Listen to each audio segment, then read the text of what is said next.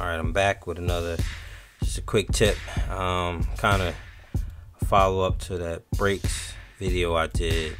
I'm going to show you how to set your failsafe, how I set my failsafe on my remote. The remote I use is the Futaba 4 PLS, and it's a great remote. All the features I need, works great, no problems. And this will work on, well, the way I'm gonna show y'all is how it is set up on the 4 PLS, which is most common on the Futaba line. But this will work on any other digital remote, meaning it has failsafe. You just have to look in your manual and see how yours actually works. If you got remotes that like this that come with your RTRs, or they got the switches, or they kind of analog, it's not going to work on those remotes.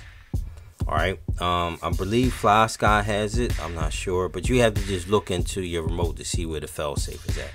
Alright, so the failsafe feature on this remote, what happens is it in case of you lose your frequency or your batteries go dead in your remote, whatever happens, meaning the transmitter and the receiver loses connection from frequency, power outage, whatever, it'll automatically send what servo you tell it in this particular position. Alright, so the first thing I like to do is I go into the menu on the remote, and if you go up here, it says failsafe, push down the button. Now this first one, STR, that's steering, I'll leave that off because I don't want my steering to do anything. The next one is THR, which is throttle. So then you go down here, see it says mode, and that FS means failsafe. The next one is position, and it's at 26%. As you can see a little button right there, that means push down the button when you get your position that you want. Now make sure your brakes and everything is set in the way you like them.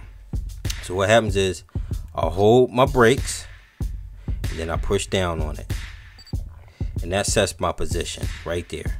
Now I'm gonna show you something. If I go like this and push down, you see it change my position to 0, because that means I'm not if the remote and the remote and the receiver loses signal, is going to send that position, that servo, to that 0 position. So that's why you want to set your position. All right, so now I hold my brake and press down, hold it, boom. Now it's going to set my position to 26%. Now let's say I'm gonna simulate a power outage, power goes out, or I lose signal, whatever the case may be, where they lost connection.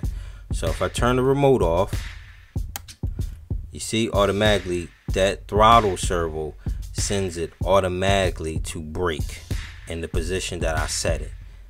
And you can see I'm pushing on the remote, nothing. So what happens is if you get runaway, your car is going to slow down.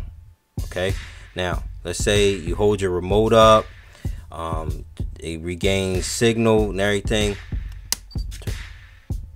boom, your servo goes right back to the position of the remote where it was at, and you're good to go. Again, let's say I'm gassing, so that's gas, that's throttle wide open, and I'm simulating a power outage or lose signal. See, it automatically sent it right to brake, and once it gets back to signal, power, whatever, back to where it was at.